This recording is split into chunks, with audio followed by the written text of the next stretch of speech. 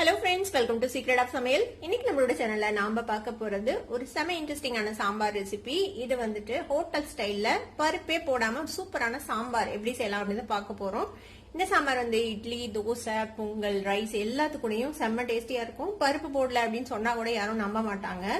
அந்த அளவுக்கு கம கமன்னு சூப்பரான ஒரு சாம்பார்.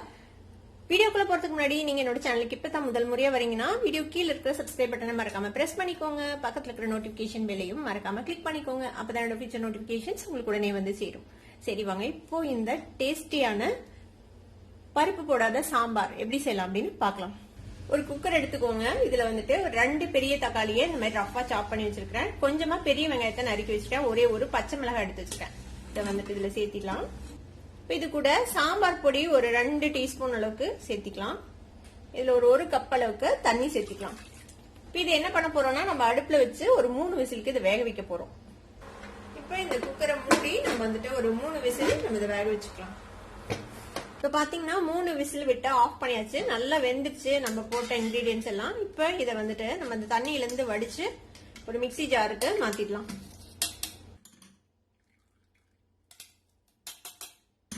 இது கொஞ்சம் ஆறுனதும் இதை வந்துட்டு பிளெண்ட் பண்ணி எடுத்துட்டு வந்துடலாம்.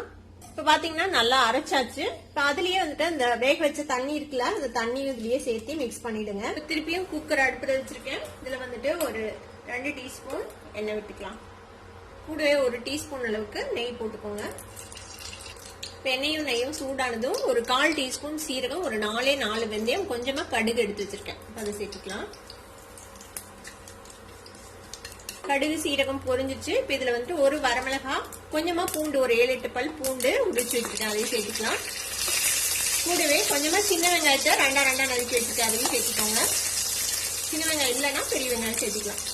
கூடவே கொஞ்சமா கருவேப்பிலை, கூடவே கொஞ்சமா பெருங்காயத்தூள் சேர்த்துக்கோங்க, ஒரு 1/4 டீஸ்பூன். வெங்காயமும் பூண்டும் லேசா வதங்கினதும் ஒரு 1.5 டீஸ்பூன் அளவுக்கு கடலை மாவு எடுத்து வச்சிருக்கேன். அந்த கடலை மாவு சேர்த்திடலாம். ஃப்ளேம் லோல வச்சு இந்த கடலை மாவையும் எண்ணெயில நல்லா வறுத்து விடுங்க. இதோட பச்சை வாசனை வந்துட்டு போகணும், அது வரைக்கும் வறுத்துக்கலாம். ஒரு 1 நிமிஷம் இந்த கடலை மாவை வறுத்தாச்சு. இப்ப இது கூடவே நம்ம தேவையான வெஜிடபிள்ஸ் சேர்த்திக்கலாம். நான் இன்னைக்கு வந்துட்டு கேரட், பீன்ஸ், அப்புறம் உருளைக்கிழங்கு சேர்த்திருக்கேன். உங்களுக்கு என்ன வெஜிடபிள்ஸ் பிடிக்குமோ அதை நீங்க சேர்த்திக்கோங்க.